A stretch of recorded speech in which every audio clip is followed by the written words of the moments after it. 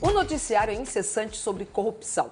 Parece que todo mundo é bandido, desonesto, corrupto, mas a maioria somos nós, os honestos, que não roubamos, não superfaturamos, pagamos os nossos impostos. Agora, como fazer com que essa ética básica ganhe força suficiente para atacar a corrupção na raiz? Por que alguns de nós são honestos e outros não? A gente vai começar perguntando ao nosso convidado de hoje, o filósofo, educador, Mário Sérgio Cortella. Mas antes tem uma questão inicial, né? Tipo, beabá. Eu adorava a editora brasiliense que vinha com aqueles exemplos. O que é ética, professor? Olha só. O que é ética, professor? A ética é o conjunto de valores e princípios que a gente usa para decidir nossa conduta.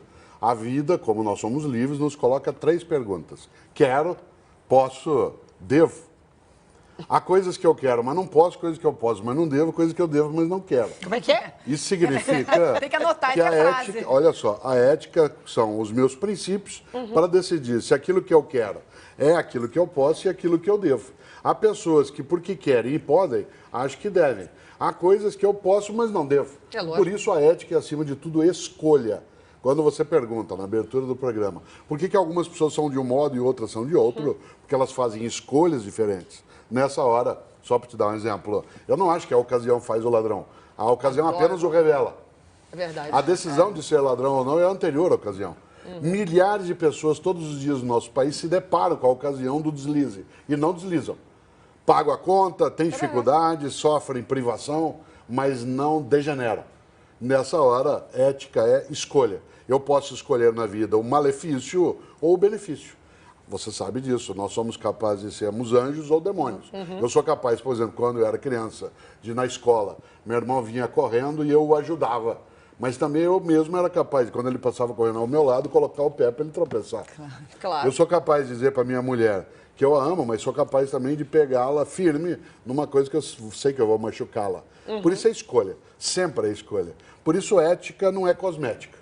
Ética não é uma coisa que a gente use de fachada e que possa ir degradando no nosso dia a dia. Ah, é possível acabar com a corrupção? Essa é sempre a grande... Jamais. A corrupção não tem fim porque ela exige algo. Para ela terminar, é preciso que acabe a liberdade humana. A corrupção é uma possibilidade, ela não é uma obrigatoriedade. Uma sociedade pode cercar tudo que limite que a liberdade seja mal usada, mas ela, para terminar, teria que extinguir a liberdade humana. Mas, nós claro, somos livres. A gente não tem como ter um mundo de bonzinhos. Isso não existe. Desde que o mundo é mundo, existe a corrupção e existem as pessoas que optam... Só porque, Mônica, nós somos livres. Se nós não fôssemos livres, aí sim, eu poderia ser alguém que faria coisas que não queria fazer. Mas a nossa liberdade permite a degeneração. A moral, então, seria botar a ética em prática? Então, a ética é a teoria sobre a conduta. A moral é a prática. Vou dar um exemplo concreto. Eu tenho um princípio ético, provavelmente vocês também. O que não é meu, não é meu. Isso é um princípio ético, isso é teoria. Na hora que terminar o programa, estou eu saindo daqui, você esquece um livro. Pegar o livro ou guardar para mim é uma atitude moral. O princípio é teórico. O que não é meu, não é meu. O ato moral é a prática de devolver o livro ou ficar com ele. Mas, Cortella, Agora... você fala que você não acredita que a ocasião faz o ladrão. Você não acha que o poder corrompe? Tem uma cena clássica num filme iraniano chamado Salve o Cinema, você conhece? Sim. Que você coloca um ator para mandar nos outros. Imediatamente ele se torna um tirano. Então, se você observa, eu fui gestor público, eu fui secretário de Educação na cidade de São Paulo. Portanto, eu participei do poder mais diretamente. O poder te seduz à corrupção, mas ele não te obriga a ser corrupto. Eu participei de uma gestão que é um onde não havia no Brasil essa corrupção. a gente falar isso. Eu participei de uma atividade em que eu, embora várias vezes tenha sido tentado e às vezes tenha me tentado a admitir algum deslize, não o fiz. O que significa que o poder não corrompe obrigatoriamente. Ele cria uma circunstância em que eu possa fazer a escolha, porque há uma facilitação. Agora, mas não é obrigado a fazê-lo. Espera só um instantinho, faz a sua pergunta. A gente pressupõe que a igualdade esteja envolvida na ética, né? A ética tem um grande componente para ela funcionar, tem que ter igualdade, né? Para todo mundo ter o mesmo tipo de ética, todo mundo ter o mesmo tipo de moral, os mesmos valores. Só que, será que a nossa desigualdade, que é gritante, não é ela que também é um dos maiores motores da nossa corrupção? Uma parcela, por exemplo, é o seguinte, não existe uma ética universal. Não existe ética individual também. A ética é sempre de uma comunidade, de um grupo, de uma sociedade. Não existe ética individual, existe moral individual, que a moral é a prática. Os princípios são partilhados. Nesta hora, Bárbara, a ética universal mais próxima que nós chegamos foi a Declaração dos Direitos Humanos de 1948, mas não temos.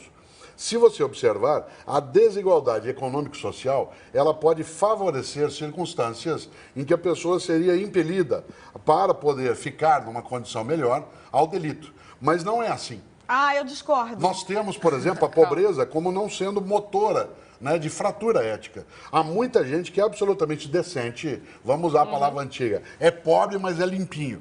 Mas não estou E falando tem de pobreza, eu estou falando da desigualdade, da de quê? injustiça. Então, é que a Da desigualdade ela é injustiça. econômica, social. Né? E Porque- nessa hora, você pode ter sim. Agora, não haverá possibilidade, no meu entender, de uma sociedade onde você tem uma completa igualdade e o ato seja absolutamente unânime. Porque nós não somos autômatos. Mas você não acha que ética e moral são uma construção também? Sim, Porque claro. o Contardo escreveu semana passada na Folha, você leu? Sim. Falando que ele achava que não dava para justificar um delito por conta da pobreza.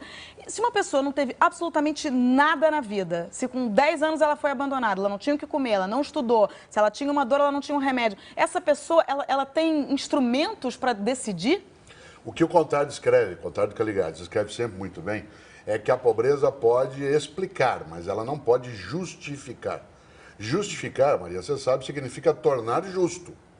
Eu sei que um menino que mete uma faca na Lagoa Rodrigo de Freitas para tomar o relógio de alguém, eu posso explicar a ideia dele ter a necessidade de querer ter dinheiro para atender ao consumo, mas eu não posso justificar. Não é justo que ele faça Mas isso. não é justo, mas isso não é retórico, se justificar e Não, explicar? porque o que é justo é aquilo que a gente entende como correto. A explicação é a capacidade de dar racionalidade a uma situação. Eu até entendo o que você fala. Alguém que foi privado de todos os bens e meios de vida, de afeto, de condição econômica, ele tem uma possibilidade maior de romper aquilo que é a norma de convivência do que um outro. Mas ele não é obrigado a fazê-lo.